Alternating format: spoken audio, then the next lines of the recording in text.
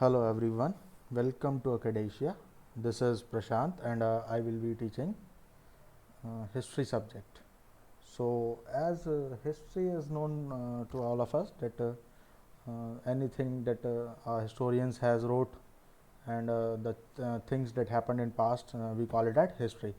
So as per our syllabus, our first chapter is the French Revolution. So before going to the chapter, let's discuss about our first section. तो हमारा जो पहला section है उसमें 3 chapter आते हैं, the French revolution, the Russian revolution and the rise of the Nazism. ये तीनों चैप्टर का अपना एक इम्पॉर्टेंस रहा है मॉडर्न वर्ल्ड की मेकिंग में।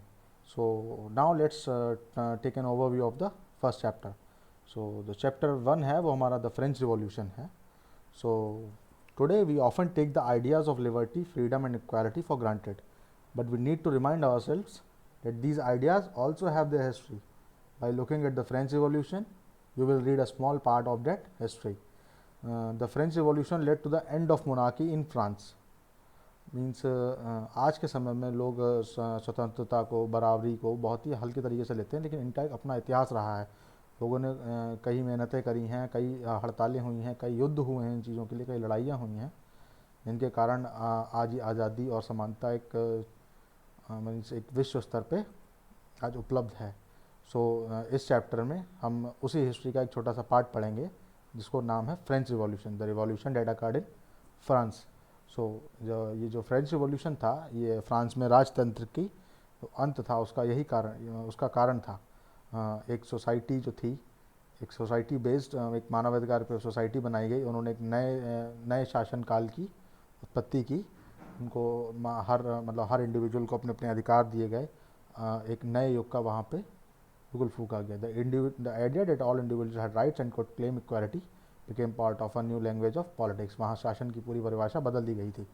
These notions of the equality and freedom emerged as a central idea of a new age, but in different countries they were reinterpreted and rethought in many different ways. The anti-colonial movements in India and China, Africa and South Africa produced ideas that were innovative and original, but they spoke in a language that gained currency only from the late 18th century. तो ये जो equality और freedom जो मतलब हमारा main motto था, तो इससे क्या थी कि एक मतलब पूरे एक आसपास के सभी देशों में या पूरे विश्व के देशों में एक सेंट्रल आइडिया का काम कर रहे थे। कई देशों ने इसको अलग अलग मतलब उसे समझा, अलग अलग मतलब इसमें कई मॉडिफिकेशंस किए। जैसे कि इंडिया, चाइना, अफ्रीका और साउथ अफ्रीका ने इन आइडियाज़ को प्रोड्यूस किया। बहुत अच्छे थे, बहुत ही मतलब ओरिजिनल आइडियाज़ को प्रोड्यूस किया, लेकिन उनकी जो भाषा शैली थी उससे जो क्या था कि जो लेट 18th सेंचुरी थी उनकी महत्वता उनको ज़्यादा मिली। So this was the overview of our chapter. So basically हम लोग मतलब हिस्ट्री और ये सब हिस्ट्री के लिए एनसीईआरटी से अच्छा कोई मटेरियल नहीं होता। NCERT means sufficient for history. So now let's start our first chapter, the French Revolution. On the morning of 14 July 1789, ये डेट याद रखिएगा, थोड़ा important डेट है, 14 July 1789. The city of Paris was in a state of alarm. The king had commanded troops to move into the city. Rumors spread that he would soon order the army to open fire upon the citizens. 14 जुलाई 1789 को जो Paris जो था, वो पूरा शहर जो था वो चौंका हुआ था, क्योंकि वहाँ के राजा ने अपनी सेना को मतलब शहरों में जाने के लिए आदेश दिया था। अफवाहें ये उड़ रही थी कि राजा जल्द ही अपनी सेना को फायर ओपन करने का आदेश देगा सिटीजन्स पे। सो सम 7,000 men and women gathered in front of the town hall and decided to form a people's militia. They broke into a number of government buildings in search of arms. कुछ 7,000 लोग और मतलब पुरुष और महिलाएं सब एक टाउन हॉल के सामने इकट्ठे हुए और उन्होंने ये निर्णय लिया कि वो एक पीपल्स आर्मी बनाएंगे, मतलब अपनी खुद की आर्मी। तो उन्होंने ये किया और उन्होंने कई सरकारी बिल्डिंगें, मतलब गवर्नमेंट स्ट्रक्चर्स कई सारे उन्होंने तोड़े। Finally a group of several hundred peoples march towards the eastern part of the city and storm the fortress prison the Bastille. The Bastille जो था एक कारागार था राजा का, मीन्स जहाँ वो अपने कैदियों को रखता था। Where they hope to find hoarded ammunition and the armed fight that followed the commander of the Bastille was killed and the prisoners released, though they were only 7 of them. तो यहाँ पर एक मॉब जाती है, तो उन्होंने वो पूरा किला ध्वस्त कर दिया और जो वहाँ का कमांडर जो था उसको मार दिया, और वहाँ जो कैदी थे उनको छोड़ दिया। कैदी वहाँ कोई 1000-2000 कैदी नहीं थे, वहाँ सिर्फ 7 कैदी थे। और मीन्स ये मतलब इनके कोई कैदियों को छुड़ाने के लिए उन्होंने जो किला जो था वो नहीं तोड़ा गया था। बेसिकली उन्होंने किला इसलिए तोड़ा था कि उनको लगा कि वहाँ पे एम्यूनिशन हो सकता है, आर्मरी हो सकती है, उनको वहाँ से हथियार मिल सकते हैं। Yet the Bastille was hated by all because it stood for the despotic power of the king. मतलब उसमें ऐसा भी नहीं कोई ज़्यादा कैदी रहते हों, सिर्फ 7 लोग थे उसमें, फिर भी उस कारागार से सब नफरत करते थे, क्योंकि वो एक राजा की ताकत का प्रतीक था। जैसे आज के टाइम में लोग, जैसे हमारी किसी से दुश्मनी होती है तो आज के टाइम में लोग उससे कुछ नहीं कहते, उसकी गाड़ी तोड़ देंगे, ऐसा कुछ कर देते हैं जिससे उसकी मतलब उसको नुकसान हो। तो उस तरीके से ये राजा मतलब ये जो कारागार जो था ये राजा की डेस्पोटिक पावर को शो करता था। इसके लिए ये किला और तोड़ा गया, और जो the fortress was demolished and its stone fragments were sold in the markets to all those who wish to keep a souvenir of its destruction. तो अब देखिए यहाँ पे क्या होता है कि मतलब जो किला जो तोड़ा गया उसके कई सारे पत्थर जो टूटे फूटे पड़े हुए थे, तो उनको लोग बाज़ार में बेच रहे हैं। क्यों बेच रहे हैं? उनको वहाँ से अपना घर नहीं बनाना, उनको एक याद रखनी याद के तौर पर रखने हैं ये, कि एक निशानी रखनी है कि हाँ इस टाइम में इस टाइम में ऐसा ऐसा हुआ था। ये मतलब किंग जो था वहाँ की मतलब उसकी मतलब उसकी जो ताकत थी, उसका जो किला था वो तोड़ दिया गया लोगों के द्वारा। ठीक है, तो the days that followed saw more rioting both in Paris and the countryside. और कई सारे हड़तालें होती नहीं, बहुत मारा मारी हुई, राइटिंग हुई, राइट्स करते बहुत राइट्स खड़े किए गए। Most people were protesting against the high price of bread. ज़्यादातर लोग जो थे वो ब्रेड की जो मतलब दाम में बढ़ोतरी थी उसके प्रति प्रोटेस्ट कर रहे थे। Much later when historians look back upon this time they saw it as the beginning of a chain of events that ultimately led to the execution of the king in France, though most people at the time did not anticipate this outcome। Means उस time में फिर जो historians थे उन्होंने ये समझ गए थे कि ये एक शुरुआत है जो कि मतलब फ्रांस में राजतंत्र का को अंत तक ले जाएगी। How and why this happen. So इस चीज़ को बेसिकली ये चैप्टर में इसी चीज़ पर डिपेंड करता है कि ये सब क्यों हुआ, कि राज अपनी आर्मी को क्यों भेजा वहाँ पे लोगों को, लोगों में शहरों में, कि मतलब लोगों को ऐसा लगा, तो वो सब क्या रीज़न होते हैं। तो how and why this happen. So let's see this figure. ये जो एक्चुअली स्टॉर्मिंग द बेस्टिल, ये जो किला, ये जो पिक्चर है ये उस किले की है, द बेस्टिल जो कारागार था। इसको इस तरीके से एक पेंटर थे उन्होंने, आर्टिस्ट ने बाद में तोड़ दिया गया था, उसके बाद एक आर्टिस्ट ने एक प्रिंट बनाया था इसका, ताकि ये लोगों को आगे मतलब भविष्य में लोगों को पता चल सके। So now moving towards the chapter French society during the late 18th century is the our first topic. So पहले तो ये जानना चाहूँगा कि सबको ये तो मालूम होगा कि 18th सेंचुरी और 19th सेंचुरी बेसिकली होती क्या है। लोगों को कन्फ्यूज़न रहता है कि 18th सेंचुरी वो होती है जो 1800 के बाद होती है, बट एक्चुअली ऐसा नहीं होता है। 18th सेंचुरी वो होती है जो 1800 से पहले होती है। जैसे 1701 से लेके 1799 का पीरियड जो होगा उसको हम 18th सेंचुरी कहेंगे। ऐसे ही अगर हम आगे लेते हैं, जैसे आज के टाइम में हमारी 21वीं सदी चल रही है, सो 2000 से 2100 इसके बीच में हम लोग चल रहे हैं, तो this is our 21st century. So ये बात है in 1774 Louis 16 of the Bourbon family. Bourbon family क्या, जैसे आज के टाइम में आप जैसे मतलब बिस्किट्स आते हैं बोर्बन, तो उनका जो नाम है वो इस मतलब रॉयल फैमिली के नाम पे ही रखा गया है। So the Bourbon family of kings ascended the throne of France. He was 20 years old and married to the Austrian princess Marie Antoinette. जो लुइस 16 थे 1774 में, जब वो 20 साल के थे तो उनको फ्रांस का राजपाट संभालने को दिया गया। उनका फिर उनकी शादी जो थी वो ऑस्ट्रियन प्रिंसेस थी मैरी एंटोनेट, उनके साथ कर दी गई। उनको जैसे ही उनको upon his accession the new king found an empty treasury. Long years of war had drained the financial resources of France.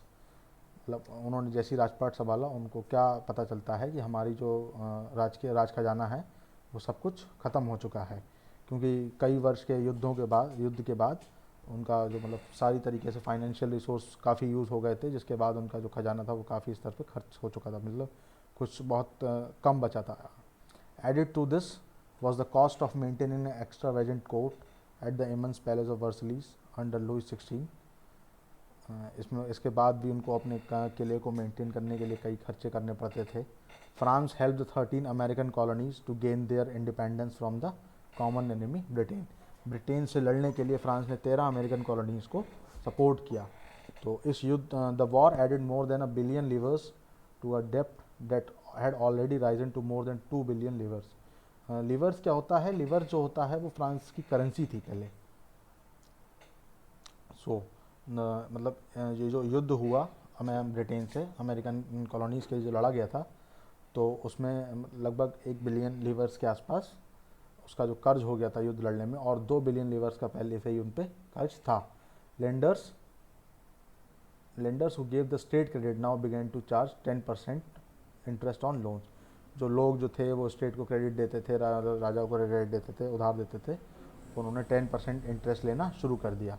So the French government was obliged to spend an increasing percentage of its budget on interest payment on loan. तो उनका जो मतलब अपने budget का बहुत सा main सा हिस्सा वो कर्ज चुकाने में चला जाता था। To meet its regular expenses such as the cost of maintaining an army, the court, running government offices और universities, the state was forced to increase taxes. Yet even this measure would not have sufficed. मतलब लेकिन इनको जो रोज़ के खर्चे होते थे, जैसे कि आर्मी मेंटेन करना, कोर्ट मेंटेन करना, कई सरकारी काम होते थे, विश्वविद्यालय होते थे, यूनिवर्सिटीज़ होती थी,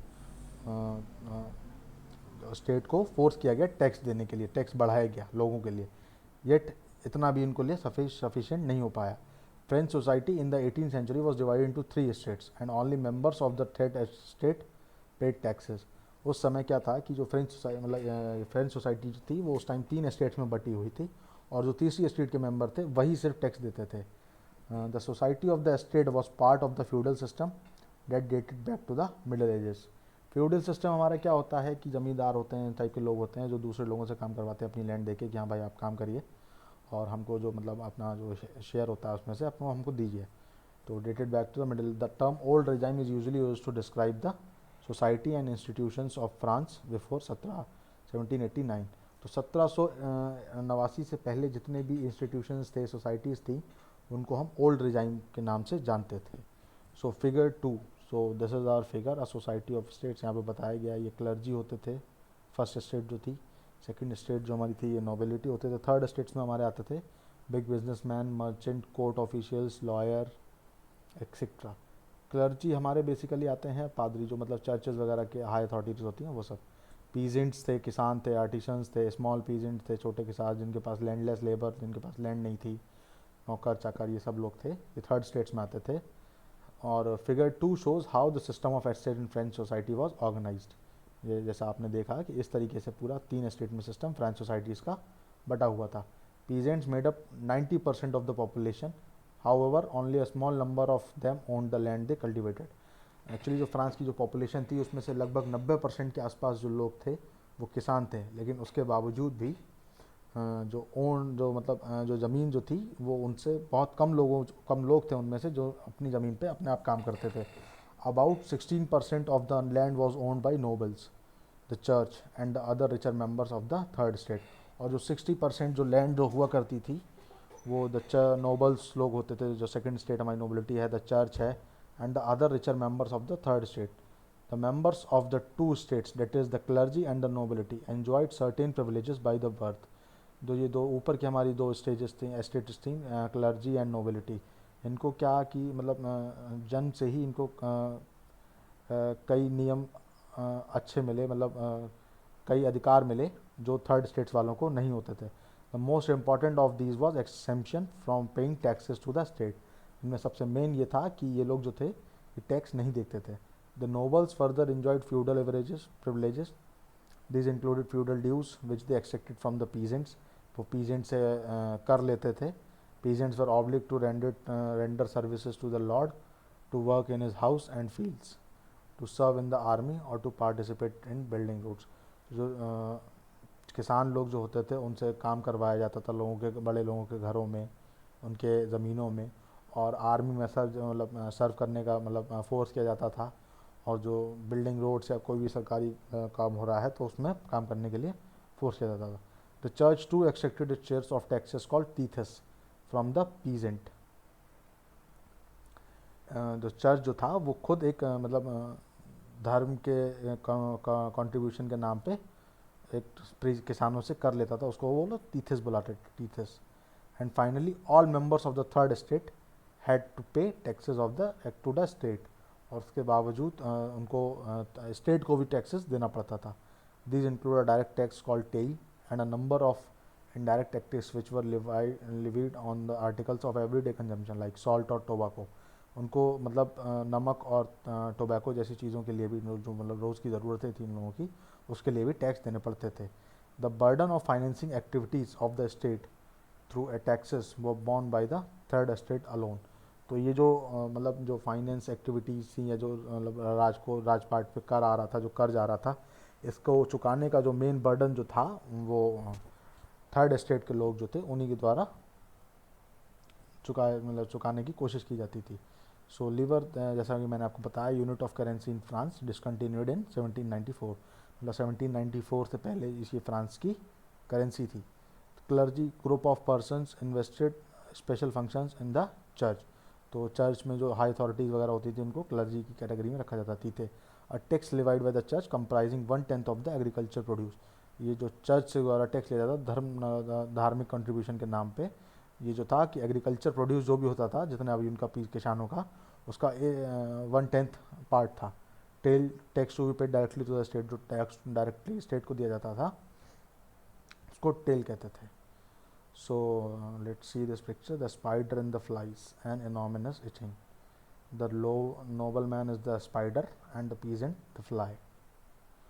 So this poor fellow brings everything, grain, fruits, money, salad. The fat lord sits there ready to expect it all. He does not even care to grace him with a look.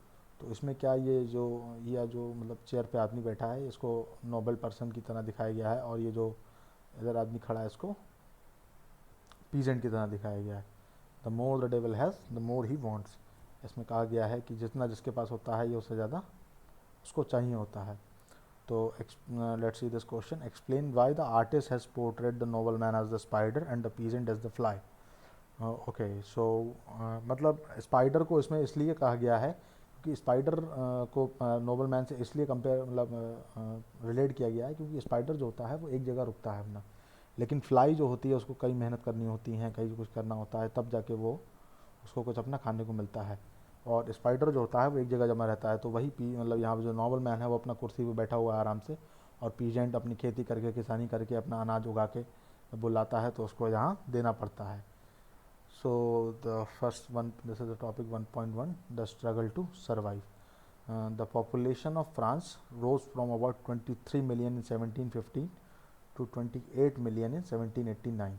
1715 में जो France की population जो थी वो 23 million थी. यहीं 1789 में France की जो पॉपुलेशन थी वो 28 मिलियन तक पहुंच चुकी थी. This was a rapid increase. So this led to a rapid increase in demand for the food grain. Population बढ़ी तो भाई लोग ज़्यादा हैं तो खाना भी ज़्यादा चाहिए, फूड ग्रेन्स भी ज़्यादा चाहिए. तो उससे क्या है कि मतलब पॉपुलेशन की इंक्रीज के साथ फूड ग्रेन्स की डिमांड भी काफ़ी बढ़ी. Production of grains could not keep pace with the demand. तो वहाँ जो प्रोडक्शन जो था उसका और जो वहाँ की डिमांड थी फूड ग्रेन्स की, उनका मैच आपस में नहीं हो रहा था. प्रोडक्शन कम था, डिमांड ज़्यादा थी. So the piece of bread which was staple diet of the majority rose rapidly. तो जो ब्रेड के दाम जो थे, ये सब चीज़ें थी, ये सब बढ़ना शुरू हो गई. Most workers were employed as labourers in workshop whose owner fixed their wages. ज़्यादातर जो लोग थे वहाँ पे वो लेबरर्स थे जो कई फैक्ट्रियों में या वर्कशॉप में काम करते थे, और उनको डेली कमाना, डेली खाना वाला सीन था. तो they were fixed on their wages, but wages does not keep pace with the rise in prices. So लेकिन जो wages जो थे वो मतलब जिस तरीके से उछाल हुआ मतलब ब्रेड की प्राइस में, चीज़ों की प्राइस में, उस हिसाब से wages में तो कोई बढ़ोतरी हुई नहीं, तो वहाँ पे उनको दिक्कत हुई. So the gap between the poor and the rich widen. तो जो गरीब था वो और गरीब होता चला गया, और जो अमीर था वो उसको और अमीर होता चला गया. Things became worse whenever drought or hail reduce the fast harvest. जब भी कोई मतलब नेचुरल डिज़ास्टर वहाँ हो जाता था, मतलब आंधी आती है या मतलब बाढ़ आती है, फ्लड आता है, तो ये सब होता था, जिससे मतलब फसल ख़राब हो जाती थी, तो उस टाइम पे कंडीशन बहुत हो जाती है, स्टार्वेशन वाला हाल हो जाता था। This led to a subsistence crisis. तो वहाँ पे सर्वाइविंग कंडीशन मुश्किल, सर्वाइव करना मुश्किल हो गया था लोगों का। Something that occurred frequently in France during the old regime. ये ओल्ड रिजाइम जो टाइम पीरियड था उसमें ये नॉर्मली होता रहता था।